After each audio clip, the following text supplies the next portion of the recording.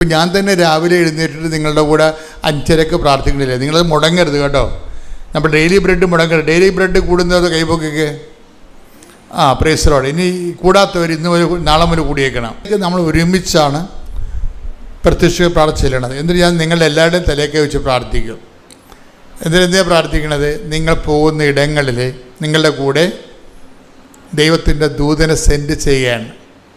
അത് നിസ്സാരമല്ല, അത് ഭയങ്കര സീരിയസ് വിഷയമാണ്.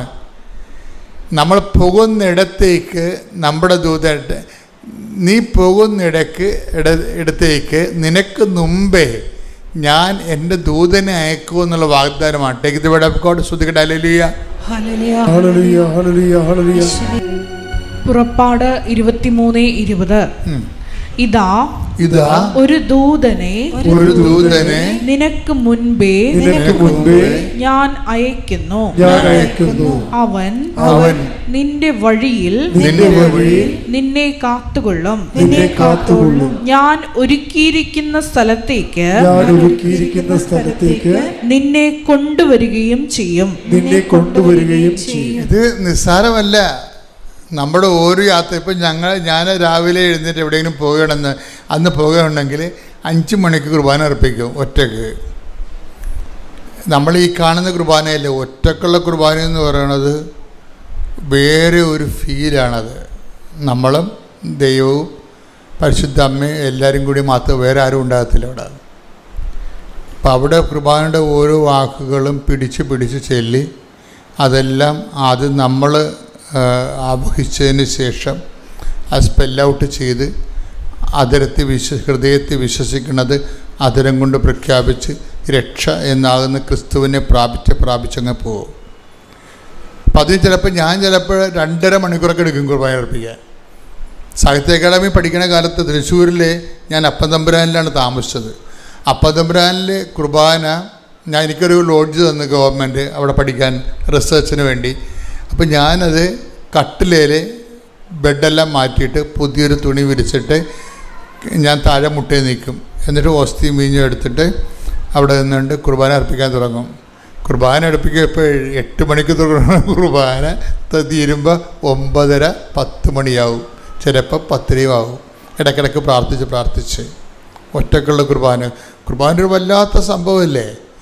നമുക്ക് ജനങ്ങളുമായിട്ട് അങ്ങനെ പറ്റത്തില്ല. ജനങ്ങൾക്ക് പല ജോലികളും കാര്യങ്ങളൊക്കെ ഉള്ളത് കാരണം അവർക്ക് ഓരോ ടൈമിന് ഓരോ സ്ഥലത്ത് എത്തിച്ചേരണം. എങ്കിലും നിങ്ങൾ കുർബാനയൊക്കെ നടത്തുമ്പോൾ നിങ്ങളുടെ മനസ്സെപ്പോഴും എന്തെല്ലാം വിഷയമുണ്ടെങ്കിലും മനസ്സ് എപ്പോഴും അൾത്താര ഉണ്ടാകാൻ വേണ്ടി പ്രത്യേകം ശ്രദ്ധിക്കണം. നമ്മുടെ അറിവിന് ആനുപാതികമായിട്ടായിരിക്കും അഭിഷേകം ഉണ്ടാകുന്നത്. അഭിഷേകം ഉണ്ടായില്ലെന്നുണ്ടെങ്കിൽ ചുമ്മാ ഇതൊരു ആവർത്തനം മാത്രമായിട്ട് നമുക്ക് ഡ്രൈനെസ് ഫീൽ ചെയ്യും. പല ആൾക്കാർക്ക് ശ്രദ്ധയില്ലാത്ത കൊണ്ടാണ് ഈ കുർബാന വരേണ്ടതായിട്ട് തോന്നുന്നത്. ശ്രദ്ധ വന്നാൽ ദൈവസ്നേഹം വരും, വിശ്വാസം വരും, പ്രത്യാശ വരും. ദൈവസ്നേഹം എന്ന് പറയുന്നത് കുർബാനയിൽ ഉരുത്തിരിഞ്ഞ് വരുന്ന ദൈവസ്നേഹം ക്വാളിറ്റേറ്റീവ്ലി ഭയങ്കര വ്യത്യാസമുണ്ട്.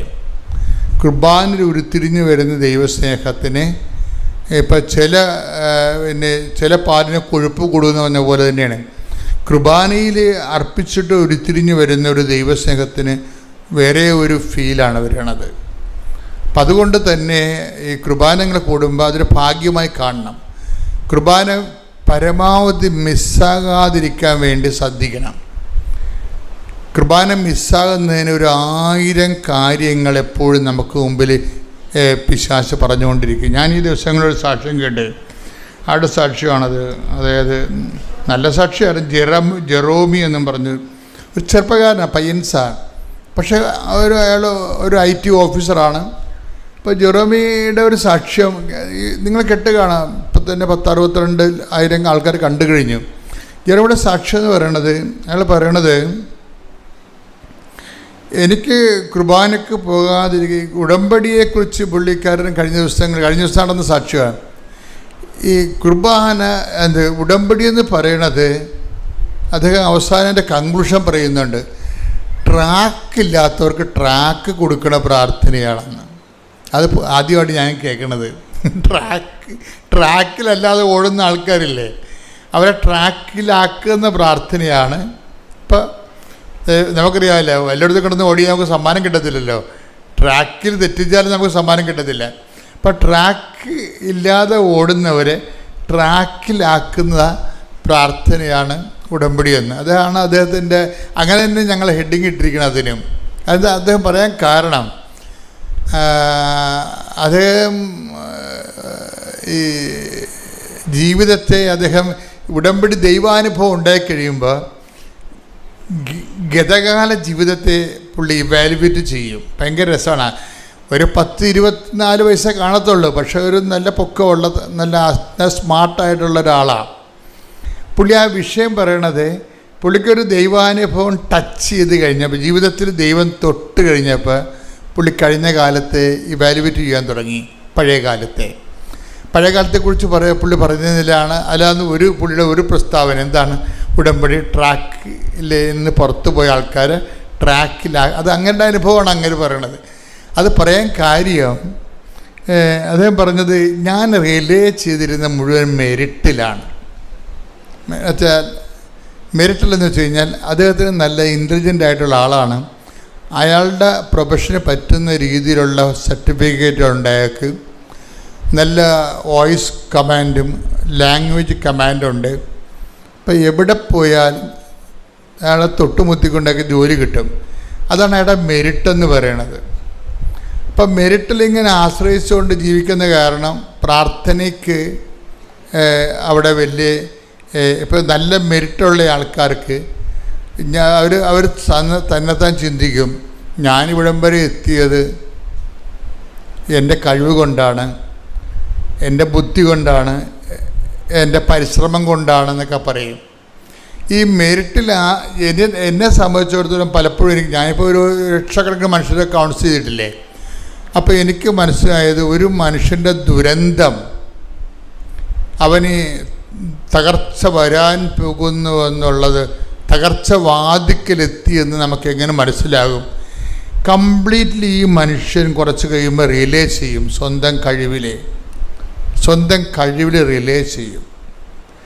പക്ഷെ ഉള്ള പ്രോബ്ലം എന്ന് വെച്ച് കഴിഞ്ഞാൽ, ഇത് സ്വന്തം കഴിവ് റിലേ ചെയ്യണമെങ്കിൽ ഇതിൻ്റെ അകത്ത് നിനക്ക് നിത്യത അസൈൻ ചെയ്ത് തന്നിട്ടുണ്ടെങ്കിൽ, നീ ഇങ്ങനെ ട്രാക്ക് ഔട്ടായി കാണുമ്പോൾ ദൈവം നിന്നെ ട്രാക്കിലേക്ക് കൊണ്ടുവരും. നിത്യത അസൈൻ ചെയ്തിട്ടില്ലെങ്കിൽ വലിയ പ്രശ്നമൊന്നുമില്ല. നിരീശ്വരന്മാർ ഇവിടെ എന്തെല്ലാം വലിയ റാങ്ക് ഹോൾഡേഴ്സും വലിയ രീതിയിലുള്ള ഫിസിക്കൽ കോൺട്രിബ്യൂഷൻസ് നടക്കണില്ലേ, അപ്പം അത് നടക്കും. പക്ഷേ നിത്യത അസൈൻ ചെയ്താൽ, ഇപ്പം ഞാൻ അമ്മ മാതാവിനെ നേരെ കണ്ട ആളാണ്. അപ്പം എന്താണ് മരണാന്തരം എന്നൊക്കെ എനിക്ക് വ്യക്തമായത് കൊണ്ട്, അതുകൊണ്ടാണ് ഞാൻ എപ്പോഴും നിത്യതയെക്കുറിച്ച് സംസാരിക്കണത്. കാര്യം ഈ ലൈഫ് 70 കൊല്ലമൊക്കെ കഴിയുമ്പോൾ ചാപ്റ്റർ ക്ലോസ് ചെയ്യത്തില്ലേ. തന്നെയല്ല, നമ്മളെങ്ങനെ ഈ ലൈഫിനെക്കുറിച്ച് നോക്കി എന്തോ ഒരു കോമഡിയാണെന്ന് നോക്കി. ഇപ്പം നമ്മൾ ബ്യൂട്ടീഷ്യൻ്റെ ഇടയ്ക്ക് ചില ആൾക്കാർ പോവും, ചിലരൊക്കെ വന്ന് ഇവിടെ എന്നെ പ്രാർത്ഥിക്കും, കച്ചവടം പൂട്ടാൻ നേരമായി, അച്ഛാ പ്രാർത്ഥിക്കണമെന്നൊക്കെ പറയും. ഞാൻ പറയും, നിങ്ങൾ വേറെ ഒരു ജോലി കൂടി കണ്ടുപിടിക്കൂ എന്ന് പറയും. എന്നിട്ട് അവരെ ബ്ലെസ് ചെയ്യും. കാര്യം ഒരു ജോലിയെ തന്നെ ഒരിക്കലും നമ്മൾ ആശ്രയിക്കരുത്.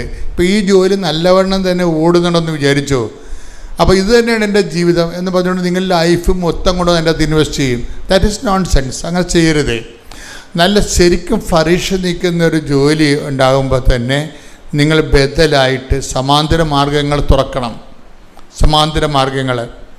അല്ലെങ്കിൽ സമാന്തര മാർഗങ്ങൾ തുറക്കാൻ വേണ്ടിയുള്ള ആസ്തി ഭദ്രത ഡിപ്പോസിറ്റിലേക്ക് മാറ്റണം.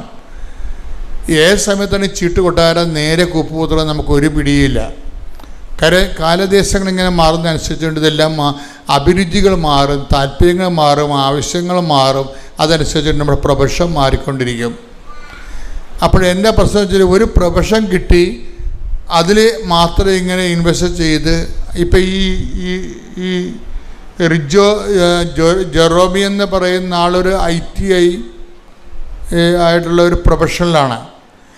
അയാൾ അബുദാബി വർക്ക് ചെയ്യാണ്. വൈഫുണ്ട് അവിടെ, കുടുംബമായിട്ട് സെറ്റ് ചെയ്യുന്നു, അമ്മയുണ്ട് കൂടെ. അവർ വെൽ സെറ്റിൽഡ് എന്ന് പറയുന്ന രീതിയിൽ വെൽ സെറ്റിൽഡാണ്. വെൽ സെറ്റിൽഡായിട്ട് പോകുമ്പോൾ തന്നെ ഈ മനുഷ്യൻ്റെ കുർബാനയൊക്കെ ഒന്നുമില്ല. കുർബാനയ്ക്ക് പോകുന്ന കാര്യം അമ്മ കൂടെ ഉള്ളതുകൊണ്ട് അമ്മ ഓർപ്പിക്കും. അമ്മ കൂടെ ഉള്ളതെന്ന് പറയുമ്പോൾ നമ്മളെ ഓർപ്പിക്കാൻ വേണ്ടിയുള്ള ദൈവത്തിൻ്റെ ഒരു അംബാസിഡറാണ് അമ്മയെന്ന് പറഞ്ഞ ആൾ. അമ്മമാർ ചില സമയത്ത് ആ അംബാസിഡർ പണി ചെയ്യത്തില്ല. അമ്മയെന്ന് പറയുന്നത് ദൈവത്തിൻ്റെ അംബാസിഡറാണ്. വെച്ചാൽ മക്കളെ ദൈവത്തിൻ്റെ വഴികൾ ഓർപ്പിക്കും. ഇപ്പം നിങ്ങൾ ന്യൂസിലേക്ക് വിളിക്കുമ്പോൾ നിങ്ങൾ ഉടനെ ശമ്പളത്തിൻ്റെ കാര്യമല്ലേ ചോദിക്കണത്. ബാങ്കുകാർ വിളിച്ചായിരുന്നു ഇങ്ങനെ പോയാൽ ജപ്തിയാകുന്നില്ല, ആദ്യം അവനെ ഭീഷണിപ്പെടുത്തുകയല്ലേ ചെയ്യണത്. അത് നിങ്ങളുടെ ഒരു ഫ്രസ്ട്രേഷൻ കൊണ്ട് ചെയ്യണതാണ്. പക്ഷേ അവൻ്റെ ആധ്യാത്മിക കാര്യങ്ങൾ നിങ്ങൾ ചോദിക്കണം. കാര്യം നിങ്ങളുടെ ചുമതലയാണത്. അത് നിങ്ങളുടെ കെയർ ഓഫിലാണ്. നിങ്ങളതിൻ്റെ അംബാസിഡറാണ്. നിങ്ങൾ ഓർപ്പിക്കാനുള്ള ദൈവരാജ്യത്തിൻ്റെ അംബാസിഡറാണ്. ദൈവരാജ്യത്തിൻ്റെ നയങ്ങളും നിലപാടുകളും പറഞ്ഞു കൊടുക്കേണ്ടത് ആരാണ്? അമ്മ മരിക്കണവരെ അമ്മ തന്നെയാണ്. അമ്മ മരിച്ചു കഴിഞ്ഞാൽ പിന്നെ ഭാര്യയുടെ ചുമതലയാണ് ദൈവകാര്യങ്ങൾ പറഞ്ഞു കൊടുക്കുക എന്നുള്ളത്. കാര്യം മറ്റുള്ളവരെക്കാൾ ജെൻസിനേക്കാൾ കൂടുതൽ വിശ്വാസമുള്ള ആർക്കാണ്? ലേഡീസിനാണ്, അല്ലേ? അത് കൃത്യമായ പ്രകൃതിപരമായിട്ട് അങ്ങനെയാണ്. 12 ശിഷ്യന്മാർ കർത്താവിനുണ്ടെങ്കിലും കർത്താവ് കുരിശിൽ മരിക്കുന്ന സമയത്ത് ഒരു പുരുഷനും 4 സ്ത്രീയുമല്ലേ നിൽക്കണത്, അല്ലേ? അപ്പോൾ അതിൻ്റെ അർത്ഥം അതാണ് പ്രൊപ്പോർഷൻ. 1-ന് 4 പ്രൊപ്പോർഷൻ. 12 ശിഷ്യന്മാർ കർത്താവിനുണ്ടെങ്കിലും കുരിശിൻ്റെ ചുവട്ടിൽ നിൽക്കുന്നത് ആരാണ്? ഒരു പുരുഷനും 4 സ്ത്രീകളും. പ്രാർത്ഥനാ പാടുകളിലും ആ റേഷ്യോ ആണ് ഉണ്ടാകണം എപ്പോഴും. ഒരു 10 പുരുഷന്മാർക്ക് 40 സ്ത്രീകളുണ്ടാവും. കാര്യത്തെ പെട്ടെന്ന് വിശ്വസിക്കാൻ കർത്താവ് നിങ്ങൾക്കാണ് പ്രകൃതി തന്നിരിക്കുന്നത്. പ്രകൃതിപരമായി ദൈവം നല്ല ജനിതകമായ ഒരു സവിശേഷതയാണ്. നിങ്ങൾക്ക് പെട്ടെന്ന് വിശ്വസിക്കാൻ കഴിയും. അപ്പോൾ ആൻറ്റി എന്നോട് പറഞ്ഞു, മോളെ, അപ്പോൾ ഞാൻ പറഞ്ഞു, ആൻറ്റി ഒന്നും പേടിക്കേണ്ട, ആൻറ്റി കൃപാസനത്തിലെ മാതാവിനെ വിളിച്ച് ആൻറ്റി പ്രാർത്ഥിക്ക്, ഒരു കുഴപ്പവും വരത്തില്ല, ആൻറ്റിക്ക് ഒരു മൂക്കിൽ കൂടെ ട്യൂബിടേണ്ടി വരത്തില്ലെന്ന് പറഞ്ഞ്. ഞാനത് പോയി ഇവിടെ ഒന്ന് സാക്ഷ്യപ്പെടുത്തിക്കോളാമെന്ന് ഞാൻ പറഞ്ഞിട്ടുണ്ടായിരുന്നു. അത് ആൻറ്റി അത് പ്രാർത്ഥിച്ച്. പക്ഷേ ആൻറ്റിക്കത് റേഡിയേഷൻ 32 റേഡിയേഷൻ ഉണ്ടായിരുന്നു. അത് ആൻറ്റിക്ക് ട്യൂബ് വേണ്ടി വന്നില്ല. ആൻറ്റിക്ക് അത് അമ്മയുടെ വലിയൊരു അനുഗ്രഹമാണത്. അത് ആൻറ്റിക്കിപ്പോൾ രോഗം പൂർണ്ണമായിട്ട് സൗഖ്യപ്പെട്ടിട്ടില്ല, എങ്കിലും ഒരു 75% ആൻറ്റിക്കത് മാറിയെന്നാണ്. അപ്പം ആൻറ്റി ഇവിടെ വന്ന് ഉടമ്പടി എടുത്ത് സാക്ഷ്യം പറയുന്നുണ്ട്. ഇപ്പം ഞാനിവിടെ സാക്ഷ്യം ഇത്ര പെട്ടെന്ന് ഞാൻ വന്ന് പറയാനുള്ള കാരണം, എൻ്റെ മൂത്ത മോന് മൂക്കിലൊരു ദശ വളരുന്നുണ്ടായിരുന്നു അവന്. അപ്പോൾ അവന് കൊണ്ട് കാണിച്ചപ്പോൾ ഡോക്ടർ എൻഡോസ്കോപ്പ് ചെയ്തപ്പോഴത്തേക്ക് എന്നെയും കയറ്റിയായിരുന്നു. എന്നെ കയറ്റിയോട് പറഞ്ഞ്, ചേച്ചി ഒത്തിരി വലിയ ദശയാണത്, അത് നമുക്ക് സ്പ്രേ ഒന്നും അടിച്ചാൽ മാറത്തില്ല, അത് മരുന്നൊന്നും ഒഴിച്ചാൽ മാറുന്നതല്ല. അത് അവരെന്നെ കാണിച്ചപ്പോൾ അത് എനിക്ക് തന്നെ പേടി വന്നു. കാരണം അവൻ്റെ മൂക്കിൽ ഒട്ടും ശ്വാസം എൻ്റെ കുഞ്ഞിന് വിടാൻ പറ്റുന്നില്ലായിരുന്നു. അതുപോലെ തന്നെ ഒരു മൂക്കിൽ വളവും ഒരു മൂക്കിൽ അവന് ദശയുമായിരുന്നു. നല്ലോണം ഞാനത് കണ്ടിയേ. ഞാൻ അന്ന് തൊട്ട് അന്ന് അവർ മരുന്നൊന്നും എനിക്ക് തന്നില്ല. അവർ പറഞ്ഞത് സർജറി ചെയ്താലേ മാറത്തുള്ളൂ. അപ്പോൾ നാളെ 17-ാം തീയതിയാണ് അവരെനിക്ക് ഡേറ്റ് ഇട്ടത്, ഓഗസ്റ്റ് 17. അപ്പം ഞാൻ അന്ന് തൊട്ട് വന്ന് ഞാൻ മാതാവിനോട് ഡേറ്റ് ഇട്ട് ഞാൻ പ്രാർത്ഥിച്ചു, മാതാവേ 17-ാം തീയതിയാണ് എൻ്റെ കുഞ്ഞിൻ്റെ ഓപ്പറേഷൻ, എൻ്റെ കുഞ്ഞിൻ്റെ ദേഹത്ത് അമ്മ കത്തിയേക്കാളുള്ള അവസ്ഥ ഉണ്ടാക്കരുത്, അവന് ഒരു ചെറിയ മുറിവ് പോലും വന്നാൽ അവന് പേടിയാവര്. അപ്പം ഞാനത് പ്രാർത്ഥിക്കുമായിരുന്നു. എന്നിട്ട് ഒരു മരുന്നും ഞാൻ അവന് കൊടുത്തിട്ടില്ലായിരുന്നു. ഡോക്ടർ ഒന്നും തന്നില്ല, സർജറി തന്നെ ചെയ്യണമെന്ന് പറഞ്ഞ്. ഞാനത് ഞാൻ പ്രാർത്ഥന കഴിയുമ്പോൾ ഞാൻ തൈലമെടുത്ത് അവൻ്റെ മൂക്കിലിട്ട് കൊടുക്കുമായിരുന്നു. അപ്പോൾ ഈ 2 ആഴ്ച മുമ്പേ ഞാനവിടെ ഇല്ലായിരുന്നു. അപ്പോൾ എന്നെ അവൻ വിളിച്ചിട്ട് പറഞ്ഞ്, അമ്മേ എൻ്റെ മൂക്കിൽ കൂടെ ബ്ലഡ് വന്നെന്ന് പറഞ്ഞ്. അപ്പം ഞാനത് ഭയങ്കരമായിട്ട് വിഷമിച്ച് എന്താണെന്നറിയാതെ. അപ്പോൾ അവൻ പറഞ്ഞു, അമ്മേ മൂക്കിൽ കൂടെ ബ്ലഡ് പോയി കഴിഞ്ഞപ്പം എന്തോ ഒരു സാധനം എൻ്റെ വായിലോട്ട് ഇങ്ങനെ ഇറങ്ങി താഴോട്ട് പോയി. ഞാനത് വെള്ളം കുടിച്ചപ്പോൾ താഴോട്ട് അങ്ങ് പോയെന്ന് പറഞ്ഞ്. അപ്പം ഞാൻ പറഞ്ഞു, മോനെ അത് കഫം വല്ലതും ആയിരിക്കും, സാരമില്ലെന്ന് പറഞ്ഞു. അപ്പോൾ അത് കഴിഞ്ഞപ്പോൾ അവൻ പറഞ്ഞു, അമ്മ എനിക്ക് നേരത്തെ അവന് ശ്വാസം വിടാൻ പറ്റത്തില്ല ഒരു മൂക്കിൽ കൂടെ, അവന് ഭയങ്കര സൗണ്ടാണ് കുഞ്ഞു കിടന്നുറങ്ങുമ്പോഴത്തേക്ക്. അപ്പം എനിക്കത് ഭയങ്കര വിഷമമായിരുന്നു അത് കാണുമ്പോൾ. അപ്പോൾ ഈ പറഞ്ഞപ്പോൾ എനിക്കിപ്പോൾ ശ്വാസം വിടാൻ നല്ലോണം പറ്റുന്നുണ്ടെന്ന് പറഞ്ഞു. എന്നിട്ടും ഞാൻ വിശ്വസിച്ചില്ല.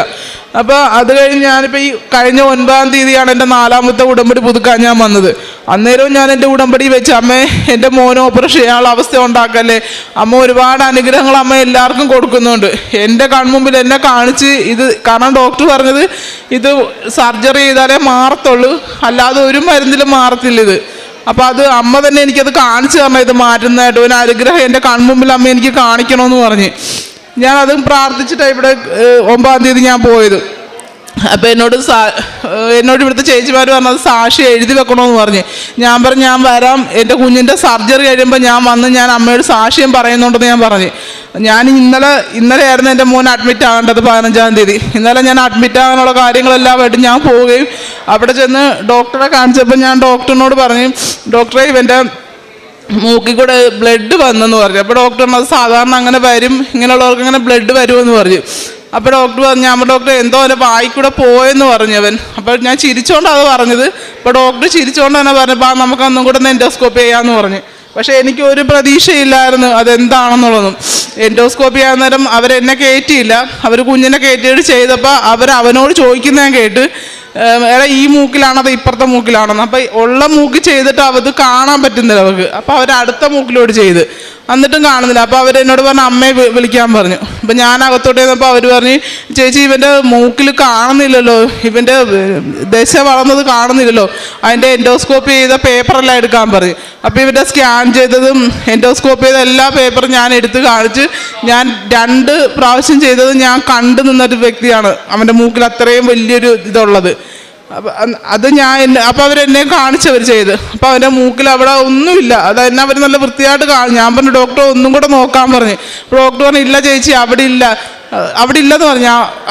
അന്നേരം ഞാൻ ഡോക്ടർ അത് ചെയ്തു എന്നോട് പറഞ്ഞു അത് കാണുന്നില്ല, അതിപ്പോൾ അവിടെ ഇല്ലെന്ന് പറഞ്ഞത്. അത് കഴിഞ്ഞപ്പോഴത്തേക്കും ഞാൻ ഡോക്ടറിനോട് ഇപ്പോൾ കുഴപ്പമൊന്നുമില്ല, നിങ്ങൾ പൊക്കോ, നിങ്ങൾക്ക് ഇപ്പോൾ ഒന്നും കാണുന്നില്ല. ഞാനപ്പോൾ കരഞ്ഞപ്പോൾ എന്നോട് പറഞ്ഞ് പ്രാർത്ഥിച്ച ദൈവമാണോ ആ ദൈവം അത് മാറ്റിത്തന്നതായിരിക്കും. ഡോക്ടർ തമാശയ്ക്കാണ് പറഞ്ഞത്. പക്ഷെ അന്നേരം തന്നെ എനിക്ക് ഇവിടെ വന്നത് സാക്ഷ്യം പറയണമെന്ന് എനിക്കുണ്ട്. കാരണം നാളെയായിരുന്നു എൻ്റെ കുഞ്ഞിൻ്റെ സർജറി വെച്ചിരുന്നത്. അപ്പോൾ ഞാൻ ഇന്ന് ഓടി വന്ന് മാതാവിനോട് ആ കിട്ടിയ അനുഗ്രഹം എനിക്ക് എല്ലാവരോടും പറയണമെന്ന് തോന്നി. പിന്നെ എനിക്ക് കിട്ടിയ ഏറ്റവും വലിയ അനുഗ്രഹം എന്ന് പറഞ്ഞാൽ എനിക്ക് പ്രാർത്ഥനയിലൊക്കെ ഒത്തിരി പുറകോട്ടായിരുന്നു. പള്ളിയിലൊക്കെ പോകാൻ ഭയങ്കര മടിയായിരുന്നു എനിക്ക്. പക്ഷേ ഇന്ന് അത് പ്രാർത്ഥനയ്ക്ക് ഞാൻ ഒത്തിരി പങ്കെടുക്കുകയും ചെയ്യും. പള്ളിയിലൊക്കെ ചെന്നാൽ പുറകിൽ നിന്ന് ഞാനിപ്പോൾ ഫ്രണ്ടിൽ നിന്ന് ഞാൻ കുർബാന കൂടും. അത് തന്നെയാണ് എൻ്റെ ഏറ്റവും വലിയ അനുഗ്രഹം. പിന്നെ പത്രം കിട്ടുന്നതൊക്കെ ഞാൻ ഇവിടുന്ന് പോകുന്ന വഴി തന്നെ ഞാൻ കൊടുക്കുമായിരുന്നു. പിന്നെ പള്ളിയിലും അവിടെ അടുത്തുള്ളവർക്കൊക്കെ ഞാൻ കൊടുക്കുമായിരുന്നു. പിന്നെ കാരുണ്യ പ്രവർത്തനം എന്ന് പറഞ്ഞാൽ ഞാൻ അങ്ങനെ ഒരുപാടൊന്നും ചെയ്തിട്ടില്ല. ഇന്നാണ് ഞാൻ കൊടുത്തത്. കാരണം ഇന്ന് ഞാൻ ഇങ്ങോട്ട് വരുന്നതിനിപ്പോൾ ഞാനൊരു ഹോസ്പിറ്റലിൽ കുറച്ച് ഫുഡ് കൊടുക്കാനുള്ള പൈസ ഞാൻ അവിടെ കൊടുത്തിട്ടാണ് ഞാൻ വന്നത്. ഒരുപാടൊന്നും ചെയ്യാൻ എനിക്ക് പറ്റിയിട്ടില്ല. നന്ദി പറയുന്നു ഇവിടെ വന്ന് നിന്ന് നിങ്ങളുടെ മുമ്പിൽ വന്നതെന്ന് സാക്ഷ്യം പറയാനുള്ള അനുഗ്രഹം തന്നതിന്. ഞാൻ അത്യാവശ്യം പ്രാർത്ഥിക്കുന്ന ആളാണ്. മാതാവിൽ എന്നും പ്രത്യാശ വെച്ചിരുന്ന ഒരാളാണ്. പക്ഷെ കൃപാസനത്തെ പറ്റി ഞാൻ അറിയുന്നത് 2022 അതിനുണ്ടായ സാഹചര്യം വളരെ സങ്കടപ്പെട്ട ഒരു സാഹചര്യമാണ്. എനിക്കൊരു മോളാണ്. അവള് മുംബൈയിൽ ഗ്രാജുവേഷൻ പഠിക്കുന്ന സമയത്താണ് പെട്ടെന്നാണ് ഒരു ഓഗസ്റ്റ് സെപ്റ്റംബറൊക്കെ ആയപ്പോഴത്തേനും അവൾക്ക് പെട്ടെന്നൊരു വിഷമം വന്നു, ഡിപ്രഷനിലോട്ട് പോയി, ഭയങ്കര കരച്ചിൽ, ദേഷ്യം, സ്വഭാവം മൊത്തം മാറി. പിന്നെ കോളേജ് അറ്റൻഡ് ചെയ്യാതെയായി. അവൾ നല്ല ബ്രൈറ്റ് സ്റ്റുഡൻ്റ് ആയിരുന്നു, നല്ല മിടുക്കിയായിരുന്നു പഠിക്കാൻ. കോളേജ് അറ്റൻഡ് ചെയ്യാൻ പറ്റുന്നില്ല. അതുപോലെ ഞാൻ ജോലി അന്ന് ചെയ്തുകൊണ്ടിരുന്നത് ബീഹാറിലെ പട്നയിലാണ്. ഞാൻ ചെയ്യുന്നത് ഐക്യരാഷ്ട്ര സംഘടനയുടെ ഒരു ഓർഗനൈസേഷനിലെ യൂണിസെഫിന് പിള്ളേർക്ക് വേണ്ടി ചെയ്യുന്ന ഒരു ഓർഗനൈസേഷനാണ് യൂണിസെഫ്, അതിലായിരുന്നു. അപ്പോൾ ഞാൻ അന്നൊരു 3 മാസത്തെ അസൈൻമെൻറ്റിന് വേണ്ടി ലിബിയ എന്ന് പറയുന്ന സ്ഥലത്തായിരുന്നു. അപ്പം ഇവളെന്നെ ഫോണിൽ വിളിച്ചിട്ട് ഭയങ്കര കരച്ചിലും പറഞ്ഞു എനിക്കെന്തോ പ്രോബ്ലം ഉണ്ട്, പക്ഷേ എനിക്ക് കോളേജ് അറ്റൻഡ് ചെയ്യാൻ പറ്റുന്നില്ല എന്ന് പറഞ്ഞു. പക്ഷേ കൂട്ടുകാരൊക്കെ ഹെൽപ്പ് ചെയ്യുമായിരുന്നു. അപ്പോൾ ഞാൻ വിചാരിച്ചു ഇത് കുറച്ച് ദിവസത്തെ കാര്യങ്ങളേ ഉള്ളൂ, ഇത് പെട്ടെന്ന് മാറും, അഡോളസെൻ്റ് ഏജ് ആണ്, വളർന്നു വരുന്ന സമയമാണ്, എന്തെങ്കിലും ഉണ്ടായി കാണും, അല്ലെ കോളേജിൽ എന്തെങ്കിലും പ്രശ്നം കാണും എന്നാണ് കരുതിയത്. പക്ഷേ അത് അതുപോലെയല്ലായിരുന്നു. അതിങ്ങനെ കൂടിക്കൂടി വന്നു. അവൾ കോളേജിൽ പോകുന്നില്ല, എന്നെ വിളിക്കുമ്പോൾ അവൾ പറഞ്ഞ് പല പല കാര്യങ്ങളും കേൾക്കുമ്പം ഭയങ്കര പേടിപ്പെടുത്തുന്ന ഇതായിരുന്നു, എന്ത് സംഭവിക്കായിരുന്നു. അത് കഴിഞ്ഞ് ഞാൻ തിരിച്ചു പട്നായി വന്നു കഴിഞ്ഞും ഇതിന് കുറവൊന്നുമില്ല. അപ്പം ഞാൻ എന്നും ഇതിങ്ങനെ കേട്ടിട്ട് പോവുകയും വരികയും ചെയ്യുമ്പോൾ, ഓഫീസിലോട്ട് പോവുകയും വരികയും ചെയ്യുമ്പോൾ ഞാൻ എന്നും കരഞ്ഞുകൊണ്ടായിരുന്നു വണ്ടി ഓടിച്ചുകൊണ്ടിരുന്നത്. അന്നും എനിക്ക് മാതാവിൽ നല്ല വിശ്വാസമുണ്ടായിരുന്നു. എൻ്റെ ഈ ജോലി കിട്ടിയതും മാതാവിനോട് പ്രാർത്ഥിച്ചിട്ടാണ്. പക്ഷെ കൃപാസനത്തെ പറ്റി അറിയത്തില്ലായിരുന്നു. അത് കഴിഞ്ഞ് പക്ഷെ ഞാനിത് ആരോടും പറഞ്ഞില്ല. ഒരു മോളാണ്, ഞാൻ തന്നെ ഇത് സഹിച്ച് എനിക്ക് സഹിക്കാൻ പറ്റാതെ വന്നപ്പോഴത്തേനും ഞാനിത് എൻ്റെ ചേച്ചിയോട് പറഞ്ഞു. എൻ്റെ ചേച്ചി കൂട്ടത്തിൽ വന്നിട്ടുണ്ട്. അപ്പം ചേച്ചി പറഞ്ഞു നേരത്തെ പറയാൻ വയ്യായിരുന്നു എന്ന് പറഞ്ഞു. അത് കഴിഞ്ഞ് കുറച്ച് ആഴ്ച കഴിഞ്ഞപ്പോഴാണ് ഞങ്ങളുടെ തന്നെ കോമ്പൗണ്ടിൽ താമസിക്കുന്ന ആരോ ചേച്ചിക്ക് പത്രം കൊടുത്തു. പിന്നെ ചേച്ചി വാട്സപ്പിൽ കൃപാസനത്തിൻ്റെ ഒത്തിരി സാക്ഷ്യങ്ങൾ കണ്ടു. അപ്പം ചേച്ചി എനിക്കത് ഫോർവേഡ് ചെയ്ത്, നിനക്ക് വിശ്വാസം ഉണ്ടെങ്കിൽ നീ ഇത് പ്രാർത്ഥിക്കുക, ഉടമ്പടി എടുക്കണം എന്നൊക്കെ പറഞ്ഞു. അത് കഴിഞ്ഞ് ഞാൻ പറഞ്ഞു എൻ്റെ മോളുടെ ഇത് കയറാൻ വേണ്ടി ഞാൻ എന്തും ചെയ്യാമെന്ന് പറഞ്ഞു. അപ്പം പറഞ്ഞു ഉടമ്പടിയിൽ ഒത്തിരി കണ്ടീഷനുണ്ട്, അച്ഛൻ പല പ്രാവശ്യം പറഞ്ഞു, അത് നിന്നെ കൊണ്ട് പറ്റുമെന്ന് തോന്നില്ല. എന്നാന്ന് വെച്ചാൽ എനിക്ക് ഓഫീസിൽ നിന്ന് ഒത്തിരി ടൂറുണ്ട്, അപ്പം അത് പറ്റുമെന്ന് തോന്നില്ല. ഞാൻ പറഞ്ഞു അതൊന്നും സാരമില്ല, ഞാൻ എന്തും ചെയ്തോളാം എന്ന് പറഞ്ഞ് ഞാൻ ഓൺലൈൻ ഉടമ്പടി നോക്കിയിട്ട് എനിക്ക് ഒരു രക്ഷയില്ല എടുക്കാൻ. പക്ഷേ രാവിലത്തെയും വൈകുന്നേരത്തെ ഈ 2 പ്രാർത്ഥനകൾ ഞാൻ കണ്ടുപിടിച്ചിട്ട് ഞാൻ പ്രാർത്ഥിക്കാൻ തുടങ്ങി. എനിക്ക് സമയം കിട്ടുമ്പോഴെല്ലാം ഞാൻ പ്രാർത്ഥിക്കാൻ തുടങ്ങി. അത് ചേച്ചിയും പ്രാർത്ഥിക്കാൻ തുടങ്ങി. അത് പ്രാർത്ഥിക്കാൻ തുടങ്ങി കഴിഞ്ഞ് എൻ്റെ മോളിൽ ഒത്തിരി വ്യത്യാസം വരാൻ തുടങ്ങി. അങ്ങനെ വന്ന് അവൾ നല്ല ഇതായി. അത് കഴിഞ്ഞ് കോളേജിലെ ടോപ്പായി. ഇപ്പോൾ അവൾ UK പോയി മാസ്റ്റേഴ്സ് ചെയ്ത് അവിടെയും നല്ലതായിട്ട് വരുന്നു. ഇതാണ് എൻ്റെ ജീവിതത്തിലെ ഏറ്റവും വലിയ അനുഗ്രഹം ഇതാണ്. രണ്ടാമത്തെ എന്ന് പറയുന്നത്, ഞാൻ പട്നയിൽ ചെയ്യുമ്പം ആ പോസ്റ്റിൽ തന്നെ സെയിം പോസ്റ്റ് ഞാൻ 16 വർഷം ചെയ്തു. പല പോസ്റ്റിൽ ഞാൻ പ്രൊമോഷന് വേണ്ടി അപ്ലൈ ചെയ്തു, മാറ്റത്തിന് നോക്കി. അപ്പം ഞങ്ങൾ ഐക്യരാഷ്ട്ര സംഘടനയെ ചെയ്യുന്നവർക്ക് ഒരു ഇൻ്റർനാഷണൽ പോസ്റ്റിംഗ്, ഒരു എമർജൻസി ഒക്കെ ഉള്ളൊരു കൺട്രിയിൽ ഒത്തിരി, ഇപ്പോൾ അഫ്ഗാനിസ്ഥാൻ, സിറിയ അതുപോലെയൊക്കെ ഉള്ളൊരു കൺട്രിയിൽ ഒരു പോസ്റ്റിംഗ് കിട്ടുക എന്ന് പറയുന്നത് ഒരു അഭിമാനിക്കാവുന്ന സംഗതിയാണ്. അപ്പം ഞാൻ ഒത്തിരി അപ്ലൈ ചെയ്തിട്ടും കിട്ടിയിട്ടില്ല. എല്ലായിടത്തുനിന്ന് റിഗ്രറ്റ് ലെറ്ററാണ്. അത് കഴിഞ്ഞ് അപ്പം ഞാൻ വിചാരിച്ചു ഇനി പട്നയിൽ നിന്ന് റിട്ടയർ ചെയ്യാൻ പറ്റത്തുള്ളൂ. പക്ഷെ കഴിഞ്ഞ ജാനുവരിയിൽ ഞാൻ ഇവിടെ വന്നു, ഉടമ്പടി പുതുക്കി. അത് കഴിഞ്ഞ് ഞാൻ വളരെ ബുദ്ധിമുട്ടിയാണേലും എനിക്ക് ബഹുമാനപ്പെട്ട അച്ഛൻ്റെ അടുത്ത് വരെ എത്താൻ പറ്റി. അച്ഛൻ പ്രാർത്ഥിച്ചു. അത് കഴിഞ്ഞ് എനിക്ക് ഒരു റിട്ടൺ ടെസ്റ്റിനും ഇൻ്റർവ്യൂവിനും വന്നു. ആ റിട്ടൺ ടെസ്റ്റിന് ഞാൻ ടോപ്പായി. ഇൻ്റർവ്യൂവും കൊടുത്തു. അന്ന് വരെയുള്ള ഇൻ്റർവ്യൂ ഞാൻ കൊടുത്ത് എന്തെങ്കിലും ഒരു ക്വസ്റ്റ്യൻ അവർ തിരിച്ചു ചോദിച്ചാൽ ഞാൻ ബ്ലാങ്ക് ആവുമായിരുന്നു, എനിക്ക് ആൻസർ ചെയ്യാൻ പറ്റുന്നില്ലായിരുന്നു. പക്ഷെ ഈ ഇൻ്റർവ്യൂവിൽ നമ്മൾ മഴയത്ത് വെള്ളം വീഴുന്നത് പോലെ എനിക്ക് ആൻസർ ചെയ്യാൻ പറ്റി. അത് എനിക്ക് തോന്നുന്നില്ല ഞാൻ ആൻസർ ചെയ്തെന്ന്. അത് സത്യമായിട്ടും പരിശുദ്ധ മാതാവിൻ്റെയാണ്. അപ്പോൾ എൻ്റെ റിട്ടൺ ടെസ്റ്റിൻ്റെ ഇൻ്റർവ്യൂവിൻ്റെ സമയത്ത് ഞാൻ ചേച്ചിയോട് പറഞ്ഞായിരുന്നു, ഇന്ന സമയമാണ്, നീ ഇരുന്ന് പ്രാർത്ഥിക്കണം. അവളും ഭയങ്കര വിശ്വാസിയാണ്. അവളും എപ്പം വരെ റിട്ടൺ ടെസ്റ്റും ഇൻ്റർവ്യൂ ഉണ്ടായിരുന്നു ആ മൊത്തം സമയം ഇരുന്ന് പ്രാർത്ഥിച്ചു. ഞാൻ ചുരുക്കത്തിൽ പറയാണ്, അവസാനം എനിക്ക് ആ പോസ്റ്റിംഗ് കിട്ടി. ഇപ്പം ഞാൻ ബംഗ്ലാദേശിലാണ്. പക്ഷെ ഇപ്പം ബംഗ്ലാദേശിൽ പ്രോബ്ലം തുടങ്ങിയിട്ടുണ്ട്. അപ്പോഴും ഞാൻ പ്രാർത്ഥിച്ചു, മാതാവേ അവിടുത്തേതും പ്രശ്നങ്ങൾ കുറയ്ക്കണമെന്ന്. ഇപ്പം അവിടെ സെറ്റിലായി വരുന്നു. ഇതാണ് എൻ്റെ രണ്ടാമത്തെ. പിന്നെയുള്ളത് ഒരെണ്ണം, ഞാൻ ബീഹാറിലായിരുന്നപ്പോൾ എൻ്റെ കൂട്ടത്തിൽ ബീഹാറിൽ നിന്നുള്ള ഒരു പെൺകുട്ടി വീട്ടുജോലിക്കുണ്ടായിരുന്നു. അവൾക്ക് റേഷൻ കാർഡ് കിട്ടുന്നില്ല. ഇവിടെ റേഷൻ കാർഡ് കിട്ടുന്നില്ലെന്ന് പറഞ്ഞാൽ നിങ്ങൾക്കതൊന്നുമല്ല. പക്ഷെ ബീഹാറിൽ റേഷൻ കാർഡ് കിട്ടുന്നില്ലെന്ന് പറഞ്ഞാൽ അത് വലിയ ബുദ്ധിമുട്ടുള്ള ഒരു സംഗതി. എന്നാന്ന് വെച്ചാൽ കറപ്ഷൻ ഭയങ്കരമായത് കാരണം 7 വർഷമായിട്ട് അവൾ റേഷൻ കാർഡിന് വേണ്ടി ട്രൈ ചെയ്യുമായിരുന്നു. ഞാൻ ഉടമ്പടിയിൽ അവൾക്ക് വേണ്ടി എഴുതിയിട്ടുണ്ടായിരുന്നു അവൾക്ക് റേഷൻ കാർഡ് ശരിയാക്കി കൊടുക്കണമെന്ന്.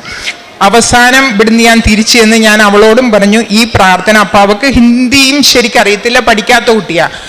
ഞാൻ പറഞ്ഞു ഞാൻ മാതാവിൻ്റെ എല്ലാ സാധനങ്ങളും അവിടെ വെച്ചിട്ടുണ്ട്, ഒരു ചെറിയ ഓൾട്ടർ പോലെയുണ്ട്, അവിടെ ഇരുന്ന് നീ രാവിലെ വരുമ്പോഴും വൈകിട്ട് എൻ്റെ വീട്ടിൽ നിന്ന് പോകുമ്പോഴും പ്രാർത്ഥിച്ചിട്ട് പൊക്കോളാം, നിനക്കറിയാവുന്ന ഭാഷയിൽ മാതാവ് തരുമെന്ന് പറഞ്ഞു.